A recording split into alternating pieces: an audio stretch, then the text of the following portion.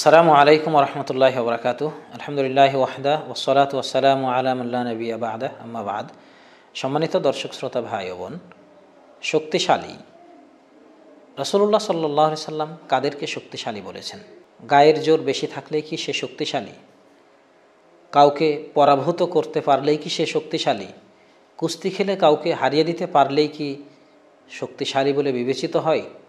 রাসূলুল্লাহ সাল্লাল্লাহু আলাইহি সাল্লাম কাদেরকে শক্তিশালী বলেছেন সে বিষয়ে আমরা সিলসিলা সহিহার হাদিসের মধ্যে চলে যাই। আনাস রাদিয়াল্লাহু আনহু বলেন, রাসূলুল্লাহ সাল্লাল্লাহু আলাইহি ওয়াসাল্লাম কিছু লোকের পাশ দিয়ে অতিক্রম করছিলেন। তো তিনি বললেন, মা হাজা, এই লোকটি কে? হাজা ফুলানুন আস-সারিউ লা ইউসারিউ আহাদান ইল্লা সারাহু। এ হলো অমুক কুস্তিগীর, সে যার সাথে কুস্তি লড়ে তাকেই পরাভূত করে ফেলে।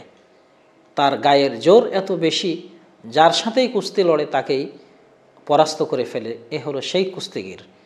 রাসূলুল্লাহ সাল্লাল্লাহু আলাইহি ওয়াসাল্লাম বললেন, আলা আদুল্লুকুম মান হুয়া আশাদ্দু মিন, আমি কি এর চেয়েও শক্তিশালী কারো কথা তোমাদের বলবো না? রজুলুন যালামাহু রজুল, সে হলো ওই ব্যক্তি যার প্রতি অন্য কেউ জুলুম করলো, অবিচার করলো।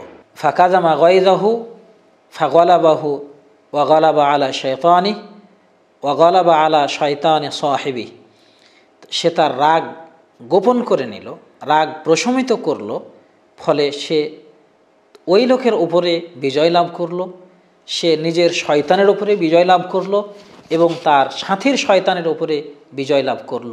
এই হলো সবচেয়ে বড় বাহাদুর, সবচেয়ে বড় শক্তিশালী। সম্মানিত শ্রোতামণ্ডলী, এই হাদিস থেকে আমরা বুঝতে পারি একজন ব্যক্তি গায়ের জোরে শক্তিশালী প্রমাণিত নয়, বরং যে নিজের রাগকে, নিজের ক্রোধকে কন্ট্রোল করতে পারে, নিয়ন্ত্রণ করতে পারে, সেই বড় শক্তিশালী। তার উপরে অন্য কেউ যদি অন্যায়ভাবে জুলুম করে, সেও যদি পাল্টা জুলুম করতে যায়, প্রতিশোধ নেই, তাহলে সেখানে ফাসাদ, ফিতনা ছড়াবে, মারামারি, দাঙ্গা হাঙ্গামা তৈরি হবে। কিন্তু যদি সে নিজের রাগকে কন্ট্রোল করতে পারে, প্রশমিত করতে পারে এবং সেখানে সে ঝগড়া না বাঁধিয়ে থেমে যায়, তাহলে তার নিজের ভিতরে যে শক্তিমত্তা ছিল, নিজের ভিতরে যে ক্রোধ ছিল, নিজের ভিতরে যে রাগ ছিল, রাগে ফুঁসছিল, সেটাকে যখন কন্ট্রোল করে ফেলে, তখন তার নিজের ভিতরের শক্তিমত্তার উপর সে বিজয় লাভ করে। তার শয়তান তাকে প্ররোচিত করতেছিল প্রতিশোধ নেওয়ার জন্য, তার সাথীর যে শয়তান সেও তাকে প্ররোচিত করতেছিল তার উপর আক্রমণ করার জন্য। কিন্তু যখন সে নিজেকে কন্ট্রোল করে ফেলতে পারে, তখন সে হয় সবচেয়ে বড় শক্তিশালী, সবচেয়ে বড় বাহাদুর। এই হাদিস থেকে আমরা বুঝতে পারি গায়ের জোরেই শক্তিশালী নয়, শক্তিশালী হলো মনের জোরে, আত্মার জোরে, রাগকে কন্ট্রোল করতে পারার মধ্যেই শক্তিমত্তা নিহিত।